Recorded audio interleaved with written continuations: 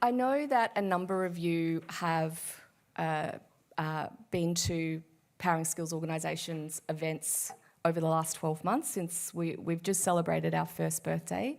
So we're very pleased to be continuing to build on the work that we're doing. I do like to start though with reaffirming what we're here to deliver. The training packages are one component of the work that we do, a very important critical piece, but there is a system that we work to, and it starts with workforce planning and research.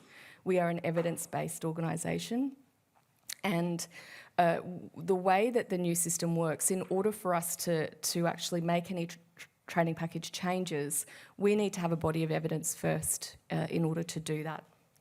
Industry stewardship is really critical in that. Industry stewardship can mean a lot of things, but at its essence, it's making PSO's role is to make sure that we all have the information that we need to make sound decisions about the work that we do moving into the future.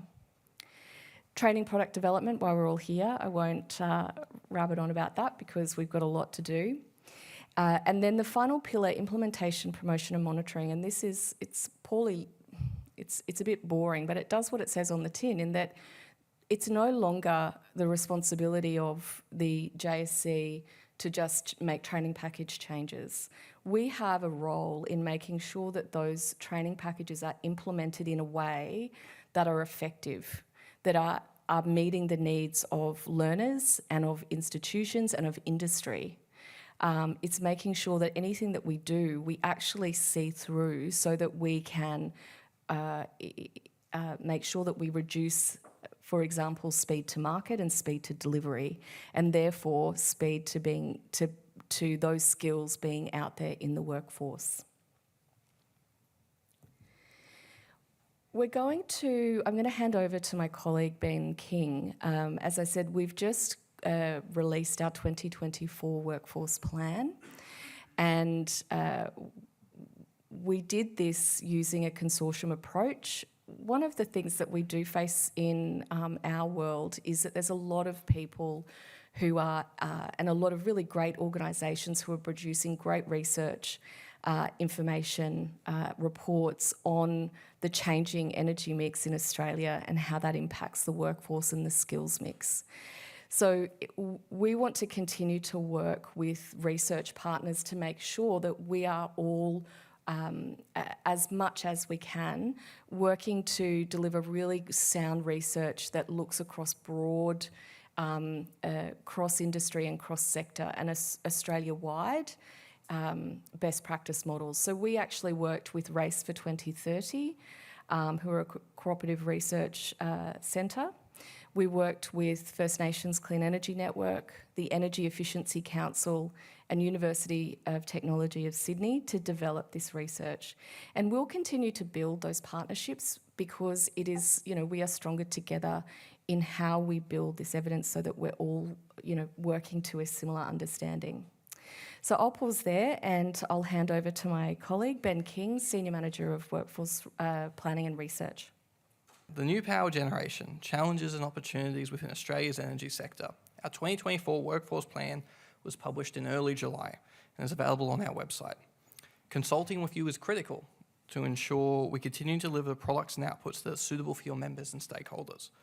So we have a short SurveyMonkey link. Don't worry about it now. It's available on our website. But it's really important to recognise that we really want you to shape our future products, including the 2025, because there's no point in us doing this research if it's not going to be of value to you and your members. So on the screen is a brief summary of what led to the 2024 workforce plan. Powering Skills was established in 2023, one of the 10 jobs and skills councils, reflecting the importance the government places on the energy sector. We published our initial workforce scan in late 2023, largely a desktop scan based off existing research. And then over the past 6 months, the team at Powering Skills undertook a national roadshow, visiting every state and territory, regional centres and capital cities, speaking with around 300 stakeholders actively working in the energy sector. It was an excellent opportunity to hear the challenges and opportunities that are affecting you, your members and stakeholders, and ensuring that the report reflects the lived experience of workers in the sector and is not a boring academic exercise, which these things can routinely fall into. The roadshow had a strong focus on regional Australia, and that was not accidental. Regional Australia is anticipated to be the linchpin of Australia's energy transformation. The federal government employment's white paper suggests around 70% of new renewable jobs will be based in regional Australia, and the positioning of the renewable energy zones, the REZs, in areas optimised for their energy potential rather than the underlying labour market is also going to drive demand in regional Australia. One of the common pieces of feedback we received from regional Australians was the difficulty with vet capacity and capability and attracting enough apprentices not only to train in renewables, but then to stay and work in these regional areas.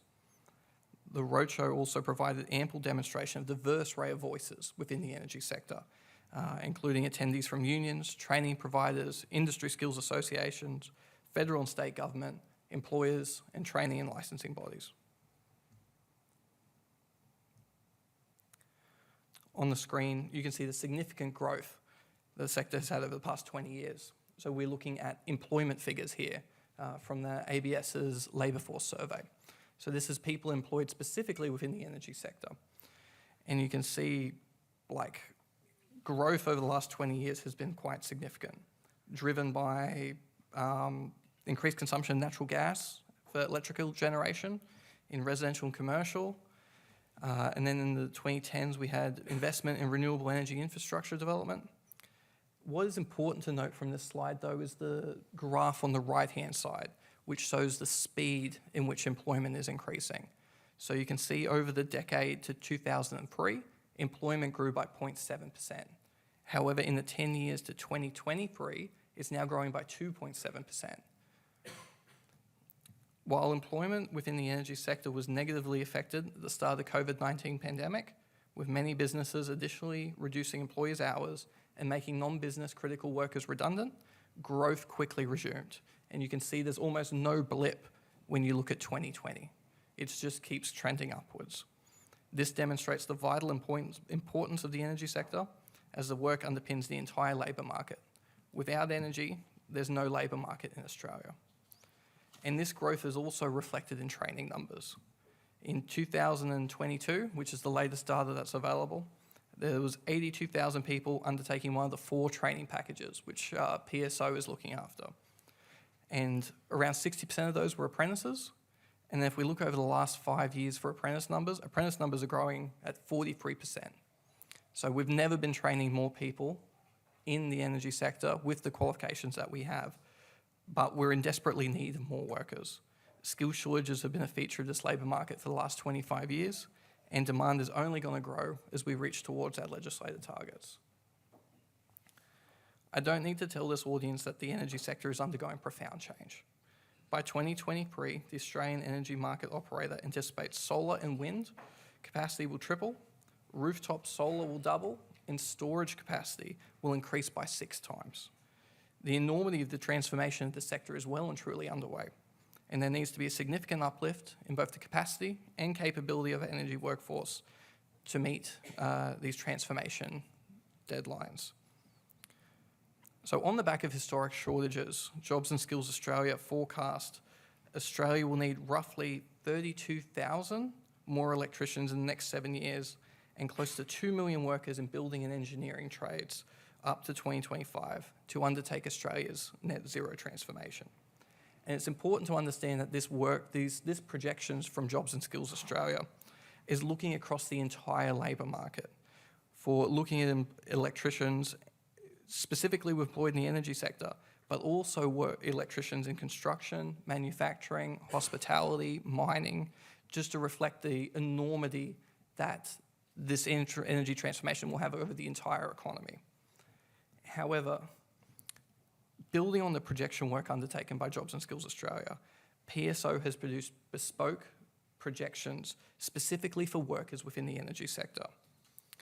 So PSO anticipates there will be a shortfall of around 17,400 energy sector workers across 6 critical occupations by 2030. And it anticipates this shortfall may more than double to 37,600 in 2025.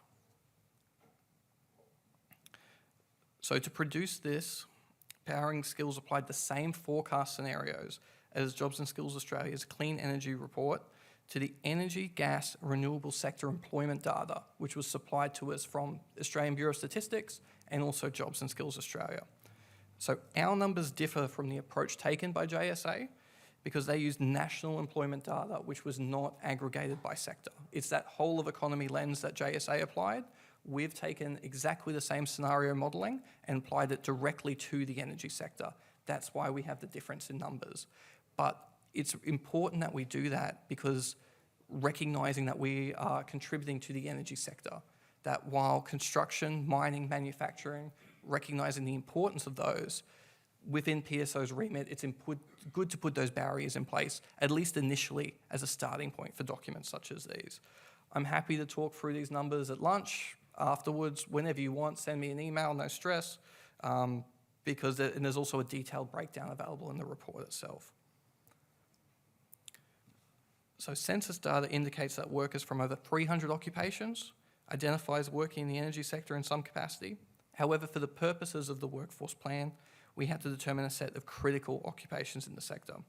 So analysis of these occupations allows for that more targeted view to work out the conditions and opportunities that exist within the labour market, consistent with PSO's remit. So when PSO refers to that shortfall of 17,400 energy sector workers across those 6 critical occupations, these are the occupations we're talking about. It represents the majority of the workforce, around 57%. And there's some challenges here with how I've represented the occupations.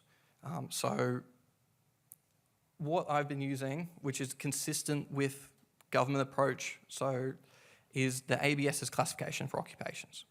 And the naming conventions in some of those occupations don't accurately reflect the workers within it. So for example, transmission is included in electrical distribution trades workers up there, despite the word transmission not being there.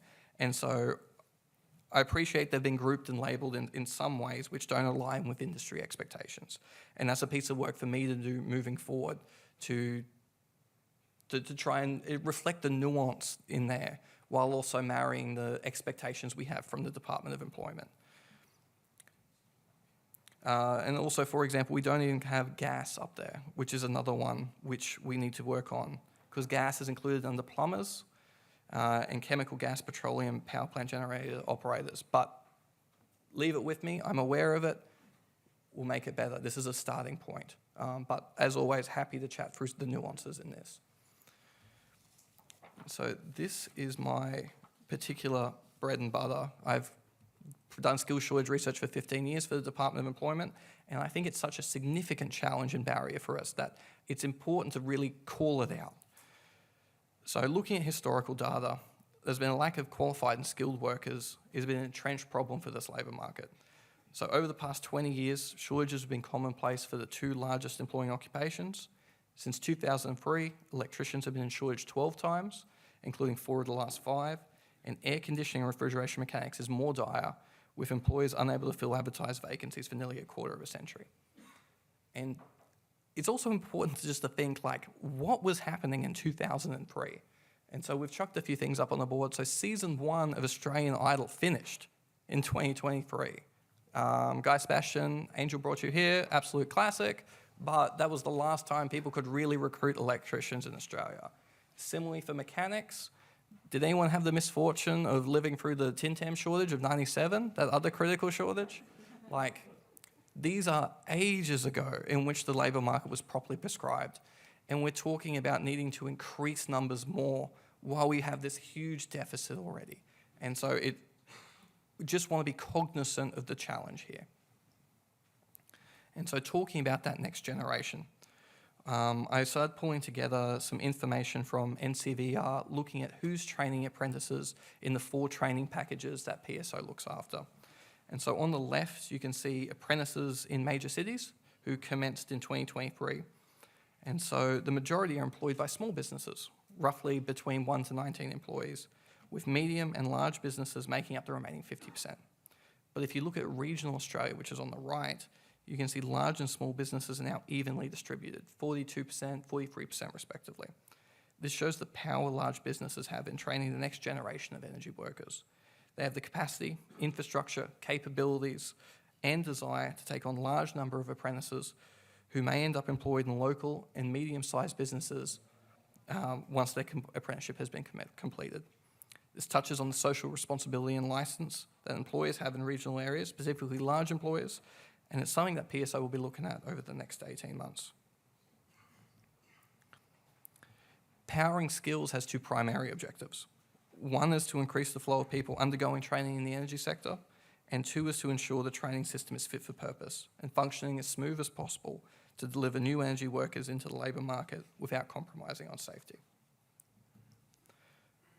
So building on the information gathered through our national roadshow, consultation workshops with a broad set of stakeholders around Australia, working with industry experts, speaking to people like here in the room, we've developed a strategy to start addressing the challenges. And the strategy contains actions which will guide PSO's output and activities over the next 18 months and are grouped into 5 focused areas which have been summarised as ADAPT. I won't particularly touch on it here today. There's more information available in the report, or happy to chat through any aspect of this.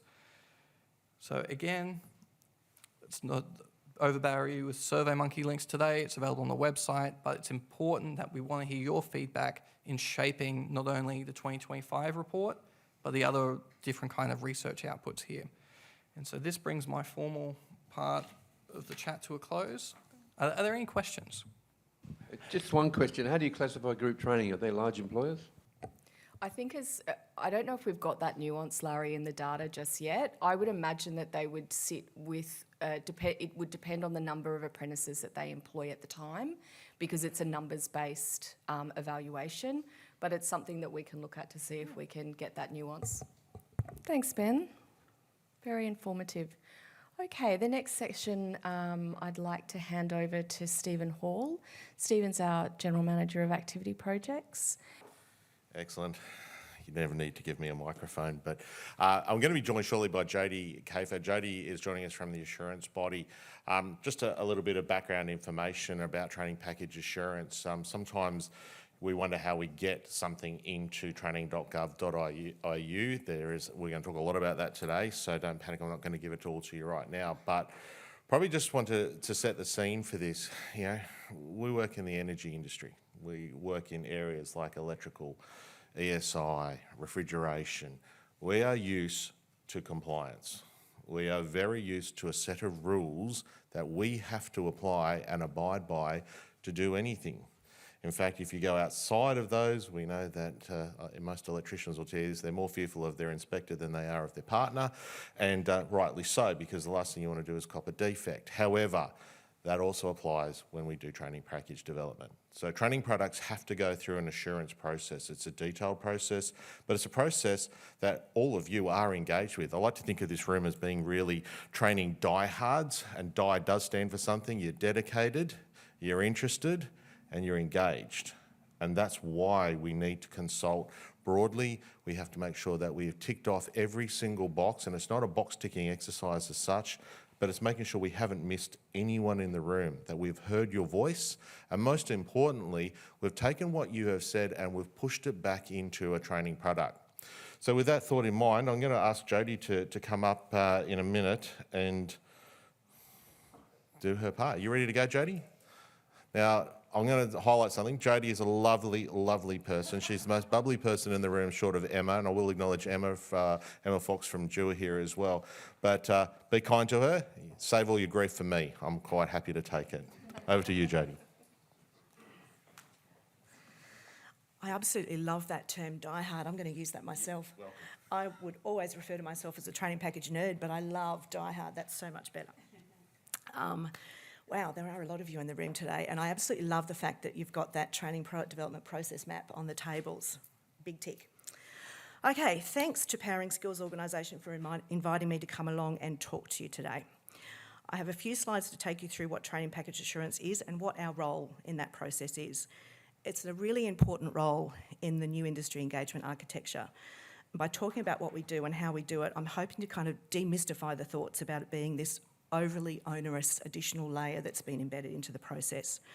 I actually think it's going to make the process easier because it's laying out very clear guidelines which were not necessarily, the architecture was there under the previous program, but it wasn't applied necessarily.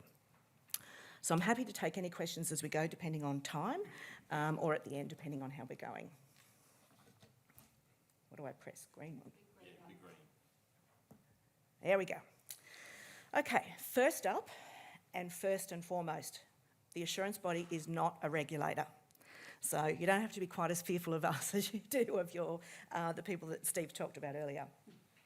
This means we do not make regulatory decisions or issue enforceable directives.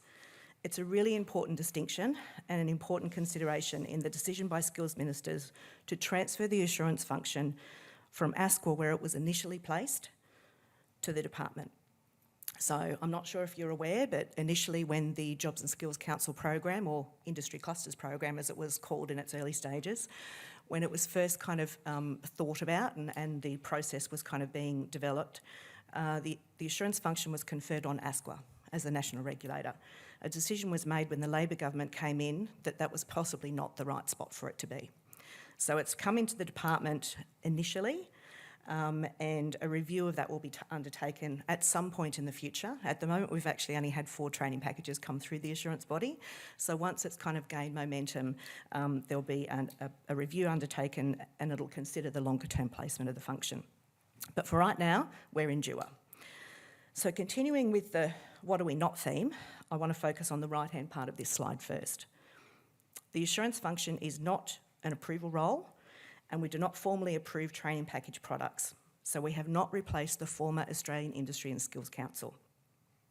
This also means that we do not commission training package work or act in any industry stewardship capacity. That's now all of your job.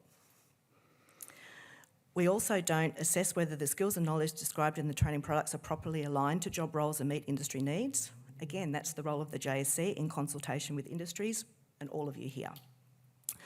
We also don't engage with states and territories about their decisions to fund particular products or to determine which qualifications should be declared an apprenticeship or traineeship.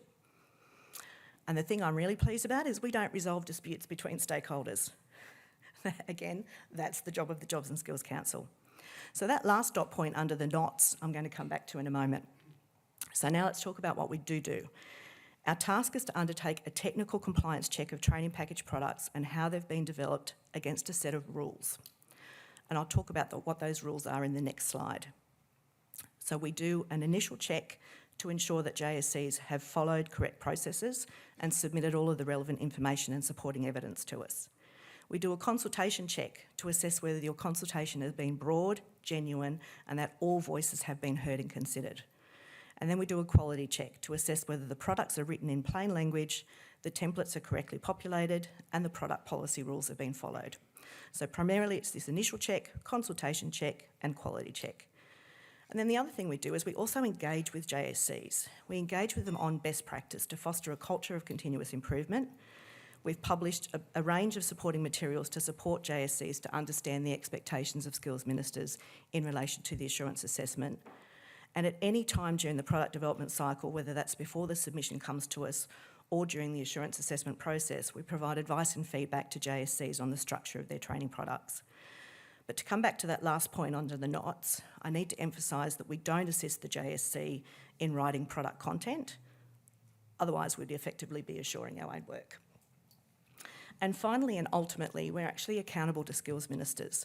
So where we actually see consistent issues come up that indicate that there might be some more policy advice or indeed an amendment to the policy or the rules, we'll feed that up to skills ministers as well.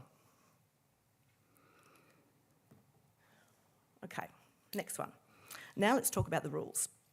I don't actually really like calling them rules, but let's call it the organising framework is what it really is. So the National Vocational and Education Training Regulator Act, bit of a mouthful, that act gives skills ministers the authority to endorse training products. It also allows them to set the training product rules through this Training Package Organising Framework, or TPOF, as we refer to it. So the TPOF also sets out what the assurance body has to look at and tells JSCs what they must do and how they must do it when developing or updating existing training packages. As you can see here, it's made up of 3 policy documents. There's the standards for training packages, and they contain the template requirements for how training package products must look.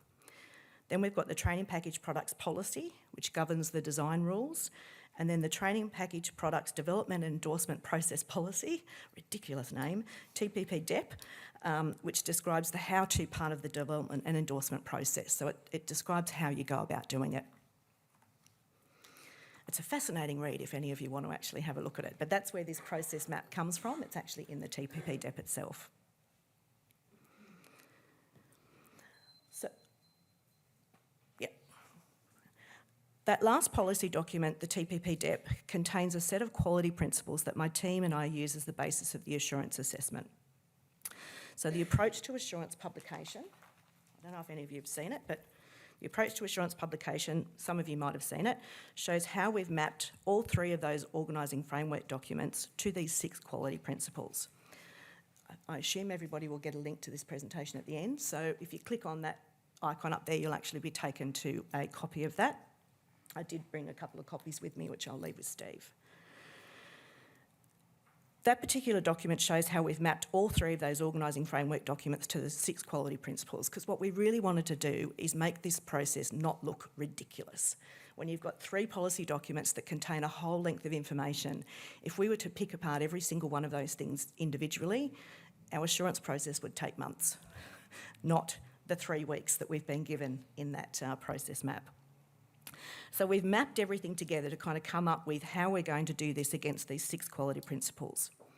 We chose the quality principles as this starting point because, as the policy says, they set out the purpose of the training products and their role in meeting the needs of industry, learners and the economy. They also cover all of the elements we're looking at in the assurance assessment, which is that adequate consultation has taken place to influence their development, like with all of you in the room today and those online, that the design of the products is consistent with the standards and product policy, and actually probably most importantly, I think, talking to what Anthony said this morning about the fact that the implementation, promotion and monitoring is now a very big component of one of the functions, the pillars of the JSC. We also look to see that any implementation issues that have been identified through your stakeholder consultation process have been considered, minimised and preferably addressed. And then finally, we actually looked at the products themselves are deliverable and meet the industry needs as confirmed by RTOs and your industry.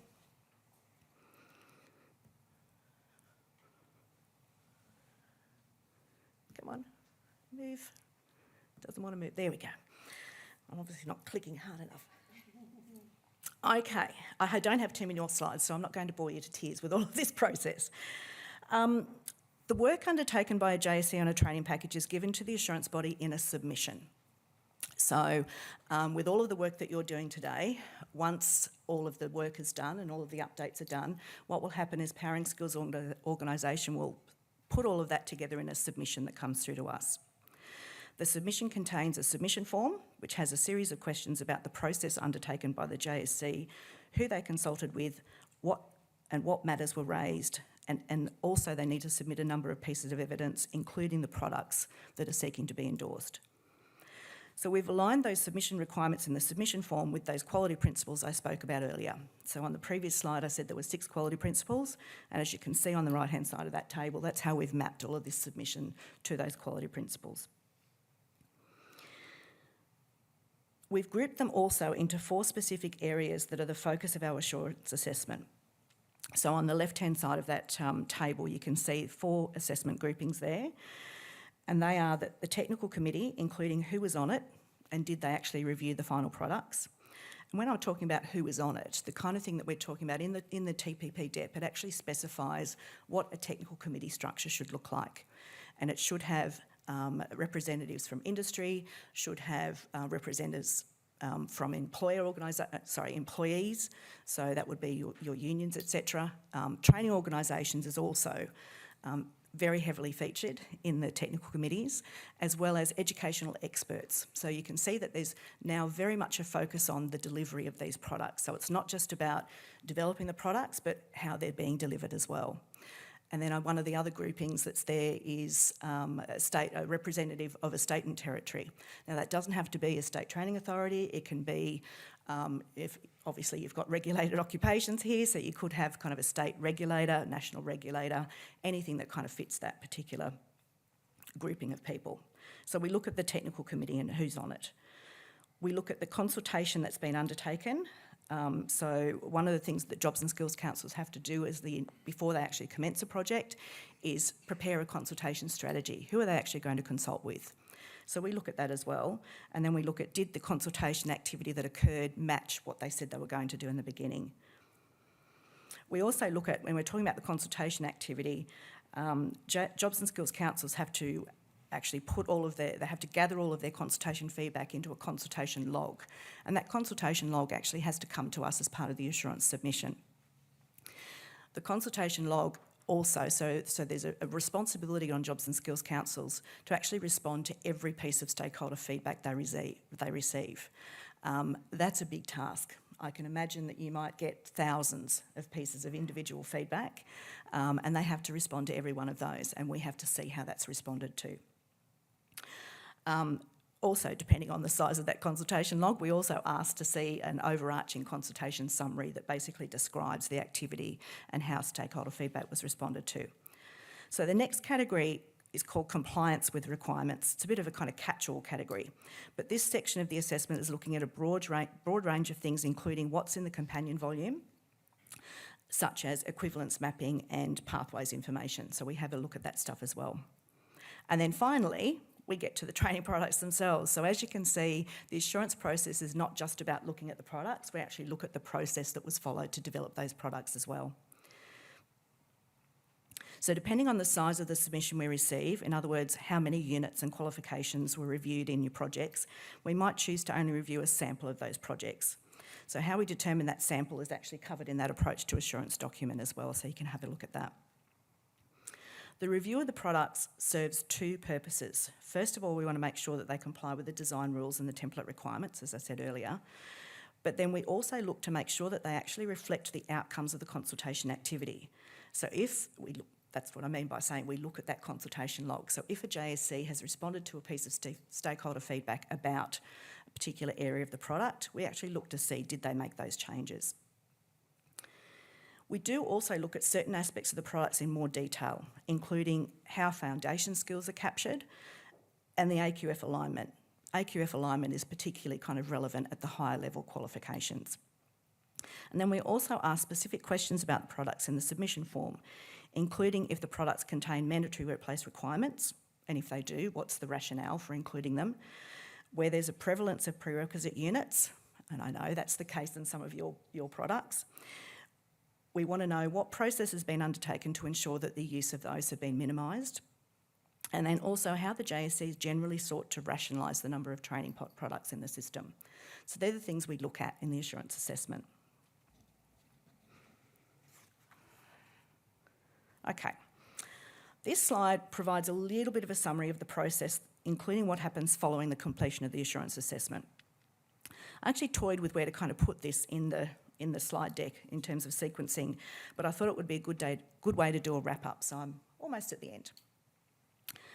As I said earlier, we're currently located in the department, but we are in a separate area from the management of JSCs, and that's very deliberate, so that we don't have anything to do with the funding decisions or the contractual or grant agreement requirements. We are in a completely separate division, albeit at the moment still in the same department.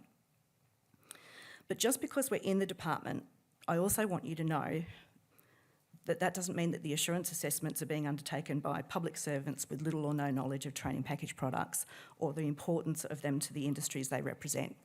As I said at the very beginning, I'm a training package nerd, and my whole team, I've handpicked my team for the skills and knowledge that they bring to it, and I needed to do that because we're a very small team. At the moment, we're actually only 7. But collectively within the 7 of us, in fact, a couple of them are brand new, so they don't bring a lot of knowledge to the table. So let's say 5 of us. Between 5 of us, we've actually got over 75 years of experience in the vet sector. So this includes myself and some of my team. We've worked in RTOs, designing training and assessment strategies, developing training resources and delivering training and assessment.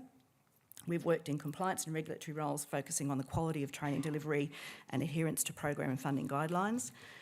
And we've even developed training package products under previous iterations of industry engagement arrangements.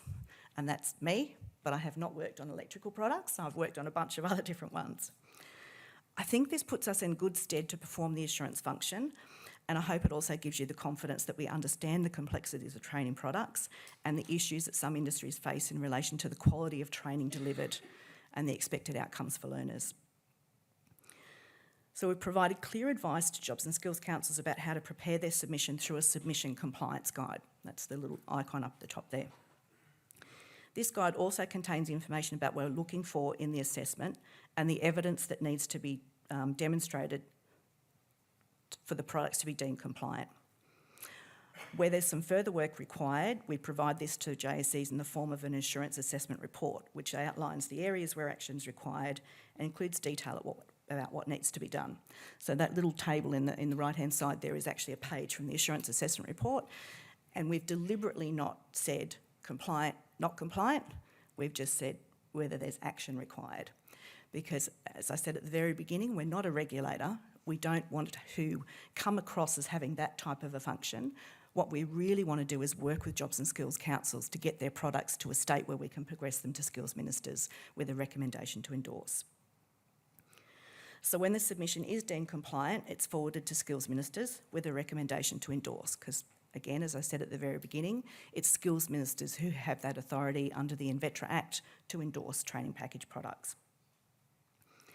We do this in an evaluation report that we progress firstly to the Commonwealth Skills Minister, who then sends it out to his state and territory colleagues, and they're then given 15 days to respond with their endorsement decision. And if you have a look at your process map, you'll see that that last two columns on there is the assurance body and the skills ministers, and they've combined it as a 1.5 months. So that means if skills ministers have 15 days, that means we have 15 days to do an assurance assessment. Combined, that's the 6-week time frame. So the evaluation report includes a summary of the assessment activity and any issues raised throughout the project or the assurance activity. Where the submission is not compliant or not yet compliant, we work with the JSC on a path to compliance. But, and there is a but, if it remains non-compliant after multiple attempts, we do have the option to reject the submission. And so this is the final part that I really want to end on, and that is that our role is very black and white. We don't have the delegation to amend any of the policy or to not apply certain parts of the policy. But we're really committed to working with JSCs to reach a position where we can put the products forward for endorsement.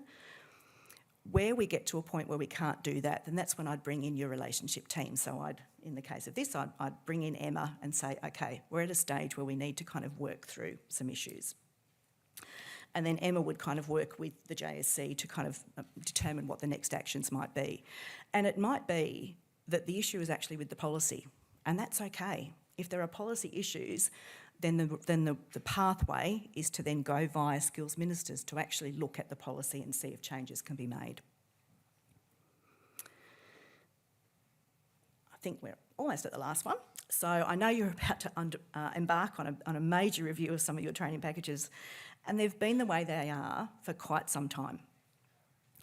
I hope this has given you kind of a bit of an idea of what to expect from the assurance process, and also, because this is the first time I've met Steve as well, the assurance body, we're here, my team and I, we're here to kind of take phone calls, emails, anytime, because we really want to be a supportive part of this process. And I actually didn't introduce myself at the beginning, as Steve did, but my ridiculously long title is I'm the Deputy Executive Director of the Training Package Assurance Body. I report directly to an Executive Director, and he is the delegate. So they go through me, up to my delegate, and then on to the Skills Minister after that. Good morning, Jodie. Just a quick question about accredited courses. Would they sit under your remit? No, they don't. So accredited courses are still regulated by, the majority of them are ASQA. So yeah, no, the accredited courses don't come through us.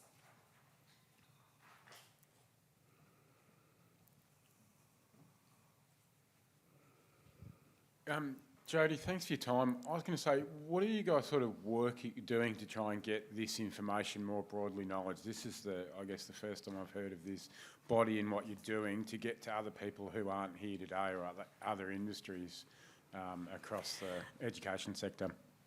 Well, it probably relies a bit on the Jobs and Skills Councils, but we've also,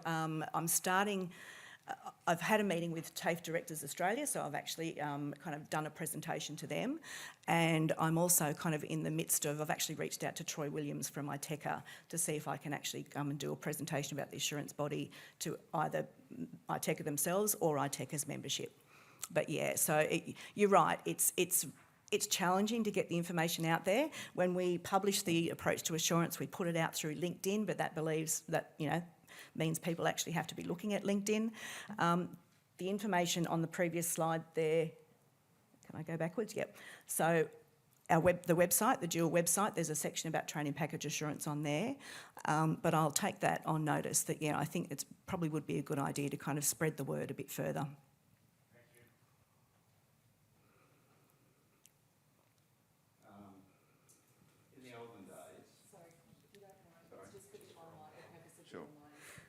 I love the olden days. I'm an olden days person myself.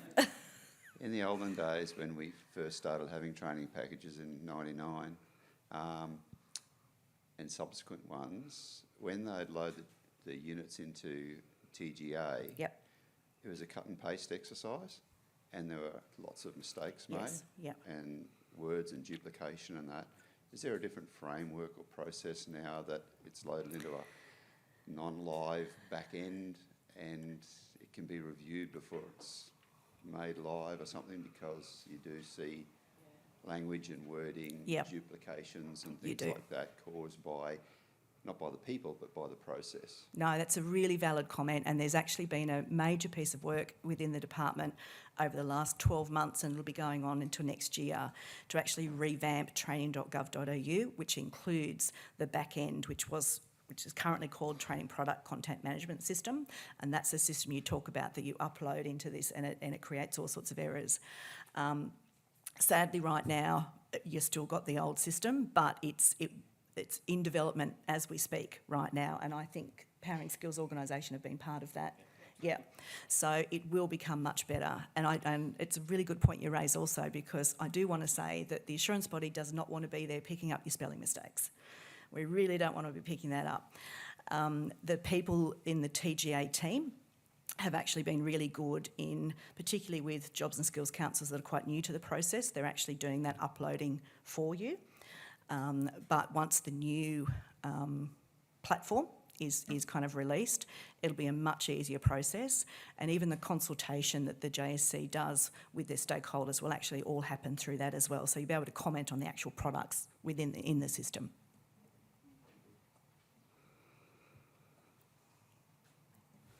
Any more?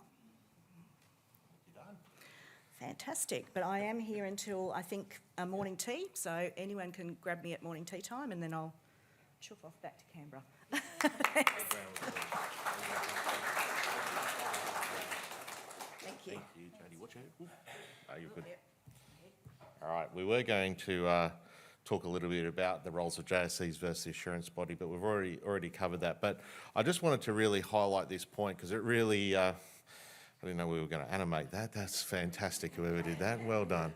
But it really just highlights the role that the JSC plays, and PSO, because, as I said at the start, the rules have slightly changed from what you're used to. So anyone who might have been part of the SSO system, going back to the EOS, JSC, ISC system, things have slightly changed, but that doesn't mean they've completely changed. What it means, though, is that we put it through the lens of consultation.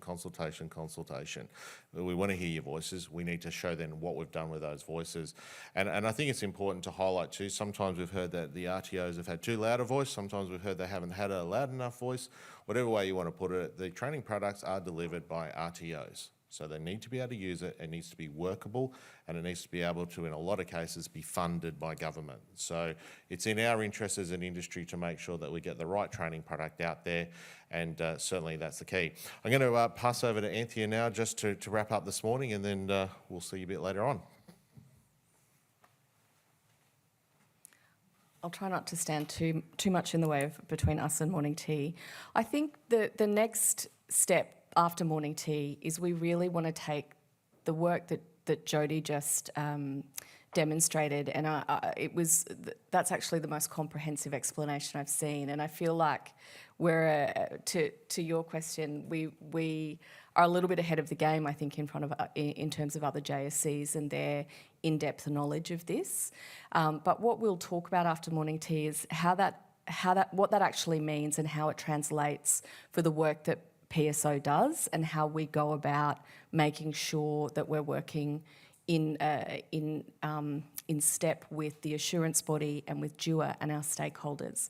And I'm really hoping we can get to the end of today and I not get asked ever again, when are you going to start working on the training packages? Because I think you'll see by the end of the day we're doing a lot of work on the training packages, but ensuring that we're following an appropriate process. Thank you again, Jodie. Really valuable. We'll make sure as well, today's recording will be available online. So for those of you who do have interest, you'll be able to send this link to your colleagues who will also find the information that we're discussing today valuable.